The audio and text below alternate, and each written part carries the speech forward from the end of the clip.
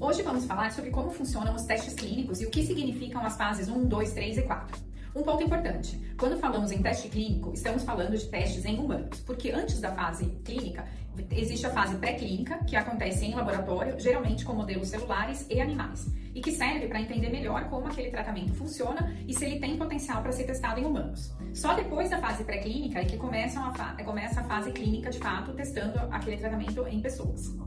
Quando um novo medicamento ou terapia está sendo desenvolvido, ele precisa passar por várias etapas antes de ser aprovado pelos agentes reguladores. E essas etapas existem para garantir duas coisas principais: segurança e eficácia. A fase 1 dos testes é a primeira vez que o medicamento é testado em humanos. E de forma bem direta, essa fase existe para garantir que o medicamento não causa danos graves e não vai matar ninguém. E também não terá efeitos colaterais inaceitáveis. Aqui o foco é entender segurança, tolerabilidade e qual a faixa de dose que pode ser usada nas próximas etapas. Em muitos países, como Estados Unidos, essa fase frequentemente é feita com voluntários saudáveis, pessoas que não têm aquela condição e que participam do estudo, muitas vezes, recebendo uma compensação financeira, o que não é permitido pela legislação brasileira, mas em outros países sim. Depois disso vem a fase 2, e aqui a pergunta muda. A pergunta é, o medicamento funciona para aquela condição? Então, além de continuar avaliando a segurança, a fase 2 visa comprovar eficácia, ou seja, tem algum benefício clínico relevante para aquela condição? Esses testes geralmente são feitos no formato de duplo cego. Uma parte dos pacientes recebe placebo, outra recebe o medicamento. E aí fica evidente que os eventuais ganhos ocorridos nessa fase realmente se devem ao tratamento. Já a fase 3, ela existe para confirmar que os resultados observados na fase 2 se aplicam a um número maior de pessoas e também refinar como o medicamento deve ser usado, qual a frequência de uso, qual a dose ideal e verificar se os benefícios se sustentam numa população maior e mais diversa.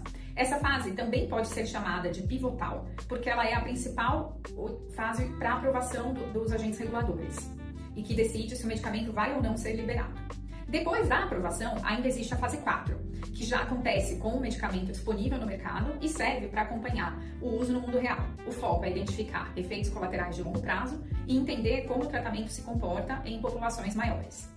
Um ponto importante quando falamos de síndrome de Rett e terapias mais avançadas como a terapia genética.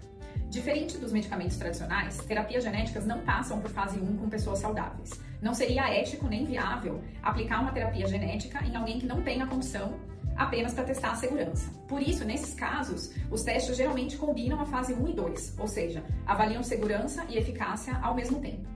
Entender cada uma dessas fases ajuda muito a interpretar as notícias que aparecem sobre os novos tratamentos e acompanhar o avanço das pesquisas de forma mais crítica e informada.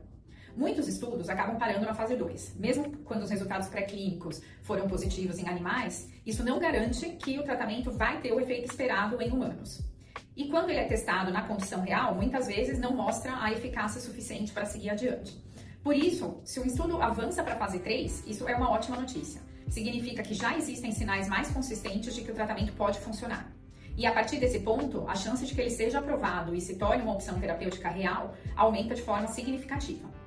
No próximo vídeo, vamos falar sobre a diferença entre terapia genética e medicamentos. Continue acompanhando.